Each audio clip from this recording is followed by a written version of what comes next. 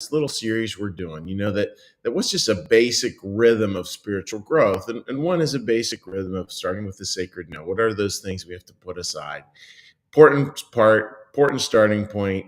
It's cease to do evil, learn to do well is the biblical quote there, and it's the idea that you got to get the bad stuff out of the way first. If you're like a raging alcoholic, it's really hard to get a lot of good things happening in your life until that alcoholism is under control, or at least starting to be addressed. Not that we ever address those things perfectly, that's for sure.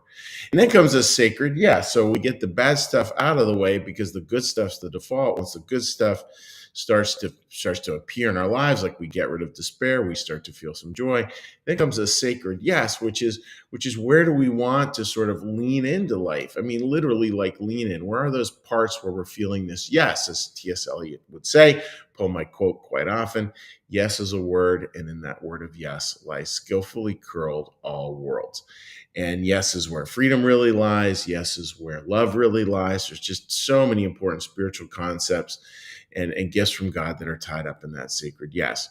And then today, what I thought I would do would be look at, for part 3, goals for the new year, just a really simple prayer, right? So we have the sacred no, we have the sacred yes, and then a sacred prayer, an easy prayer to remember. I mean, obviously, there's the granddaddy of them all. We're in college bowl season, and granddaddy of them all is the Our Father prayer, which we do every day on this particular podcast. And there's as well just another simple prayer I was thinking of, and this one deals with Advent. So Advent, as we've been talking about for the past month, has 4 parts: hope, peace, joy, and love. 4 parts. Beautiful, beautiful perspective. That is truly what faith is all about. It's all about those 4 things: hope, peace, joy, and love. And if you want to know what it's like to have more faith in your life, what does that feel like? How should it move through your life? It should feel like having more hope. It should feel like having more peace. It should feel like having more joy. It should feel like having more love. And who would not want more of that? So the piece of it, folks, with Advent, a lot of it is waiting for these things to arrive in us. So we await, we celebrate, we take a week thinking about each one.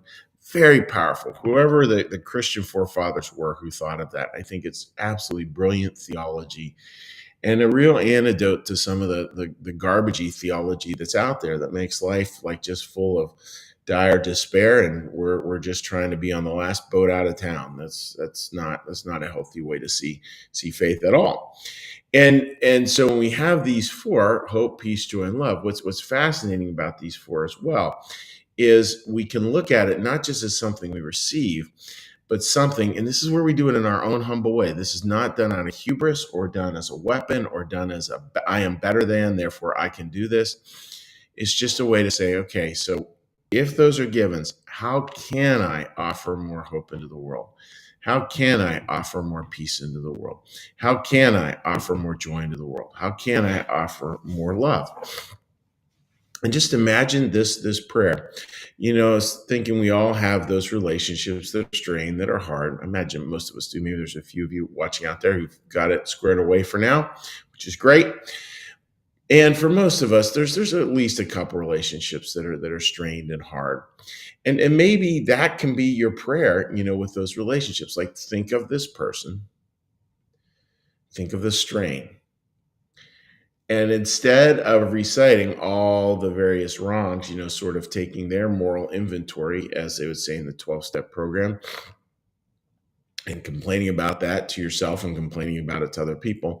Instead, just maybe try to shift the perspective a little bit by thinking this way: how can I bring more hope to this situation? How can I bring more peace to this situation? How can I bring more joy to this situation? How can I bring more love to this situation?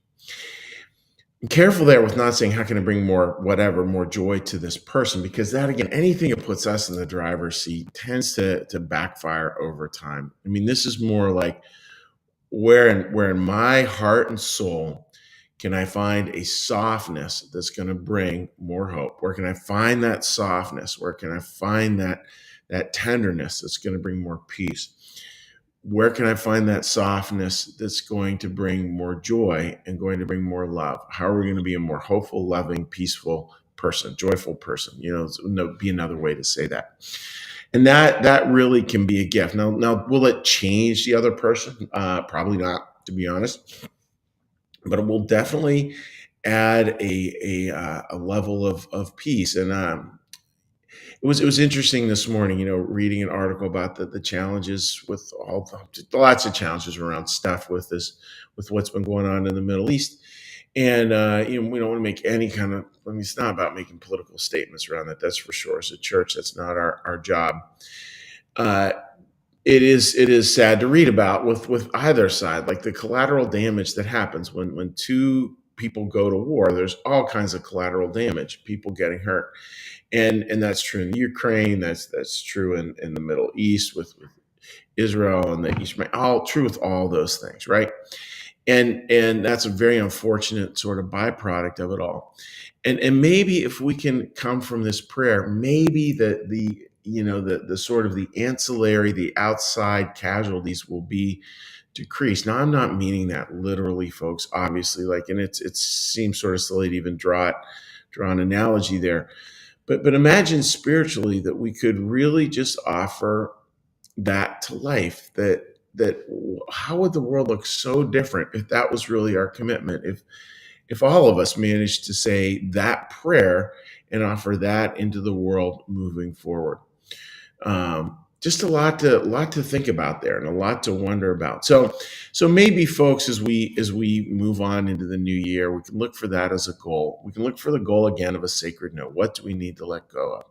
We need to look as well for a sacred yes. What do we need to live into?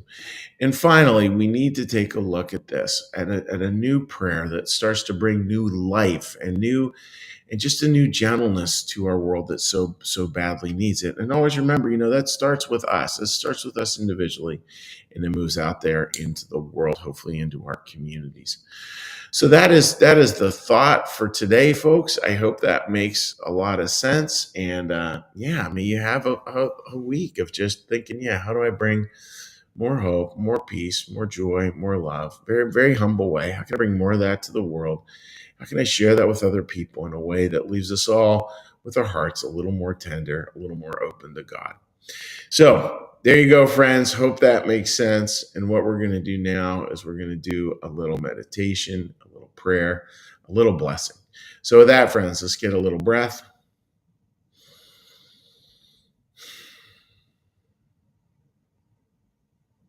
Be still and know that I am God.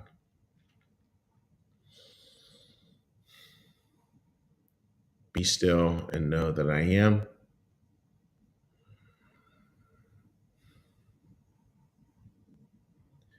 Be still and know that I.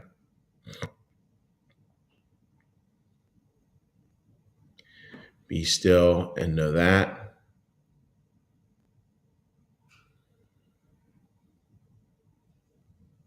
Be still and know.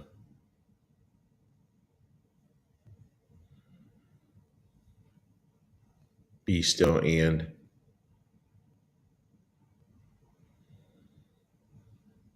Be still.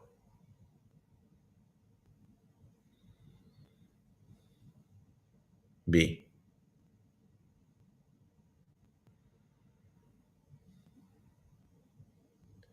Our Father, who art in the heavens, hallowed be thy name. Thy kingdom come, thy will be done, as in heaven, so upon the earth. Give us this day our daily bread, and forgive us our debts, as we also forgive our debtors. And lead us not into temptation, but deliver us from evil. For thine is the kingdom, and the power, and the glory forever. Amen. May the Lord bless you and keep you. May the Lord make his face to shine upon you and be gracious unto you.